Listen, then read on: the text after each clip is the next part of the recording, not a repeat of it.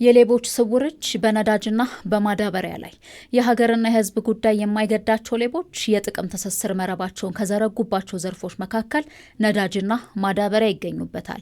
የመንግስት ኮሚኒኬሽን አገልግሎት ሚኒስትር እናታለም መለስ በቅርቡ በሰጡት መግለጫ የሀገሪቱን የኢኮኖሚ ህልውናና የዜጎችን ዕለታዊ ህይወት በከፍተኛ ሁኔታ እየተፈታተኑ ያሉ ስር የሰደዱ አሻጥሮችን ይፋ አድርገዋል። በተለይም የመንግስታዊ ግብዓቶችና የሎጂስቲክስ ዘርፍ በጥቂት ጥቅም ፈላጊዎች ደላሎችና ፍላጎታቸውን ከሀገር ጥቅም ባስቀደሙ የመንግስት አካላት ስውር መረብ ምክንያት በከፍተኛ ሁኔታ ለምዝበራ ተጋላጭ ሆኖ ቆይቷል። መንግስት የዋጋ ንረት የዜጎችን ህይወት እንዳይጎዳ በነዳጅ በአፈር ማዳበሪያና በመሰረታዊ የፍጆታ ሸቀጦች ከፍተኛ ድጎማ ቢያደርግም ሌቦች በፈጠሩት ህገወጥነት ምክንያት በሀገር ኢኮኖሚና በህዝብ ማህበራዊ ህይወት ላይ ፈተና ደቅኗል። መንግስት በየዓመቱ በቢሊዮን የሚቆጠር የውጭ ምንዛሬ ለነዳጅ ይመድባል።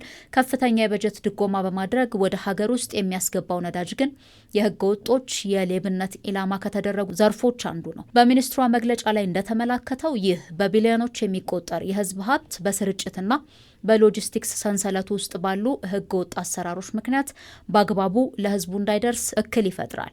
በሀገር ውስጥ በድጎማ የቀረበው ነዳጅ በህገ ወጥ መንገድ ወደ ጎረቤት ሀገራት በኮንትሮባንድ እንዲወጣ መደረጉ መንግስት ለዜጎች ያደረገውን ድጎማ ህገ ወጥ ነጋዴዎችና ደላሎች ለግል ማበልጸጊያ ሲያውሉትም ይስተዋላል። በተጨማሪም ነዳጅ ከማከማቻ መጋዘኖችና ማደያዎች እንዳይወጣ በማድረግና የስርጭት ኮታን ለግል ጥቅም በመዋል ሰው ሰራሽ እጥረት እንዲፈጠር ሲደረግ ቆይቷል። ይህም የትራንስፖርት ታሪፍን በመጨመር በሰራተኛው በንግዱ ማህበረሰብና በሁሉም የሸቀጥ ነጋዴዎች ላይ ሰንሰለታማ የዋጋ ንረት አስከትሏል። መንግስት በዚህ የተደራጀ የጥቅም ትስስር ውስጥ የተሳተፉ አካላትን በህግ ቁጥጥር ስር መዋልና አዲስ የህግ ማዕቀፍ ማውጣቱ አሰራሩ ከሙስና ጠርቶ በግልጽነት እንዲመራ ትልቅ እርምጃ ነው። የአፈር ማዳበሪያ የግብርና ምርትና ምርታማነትን ለማሳደግ ወሳኝና ምትክ የሌለው ግብዓት ነው። አርሶ አደሩ ይህንን ግብዓት በአይነት በበቂ መጠንና በወቅቱ ማግኘት የሚኖርበት ቢሆንም በዘርፉ የታዩት የሙስናና የጥቅም ሰንሰለቶች የአርሶ አደሩን ድካም ከመበዝበዝ አልፈው የሀገርን የምግብ ዋስትና አደጋ ላይ የጣሉ ሆነው ተገኝተዋል። በማዳበሪያ ግዢ ወቅት በተጋነኑ ዋጋ ግዢዎችን ለመፈጸም በሚደረጉ አሻጥሮችና የሙስና ፍላጎቶች ምክንያት የግዢ ሂደቶች እንዲጓተቱ ይደረጋል። ይህም ማዳበሪያው አርሶ አደሩ ዘንድ በምርት ዘመኑና በክረምቱ ወቅት ደርሶ ጥቅም ላይ እንዳይውል እንቅፋት ፈጥሯል።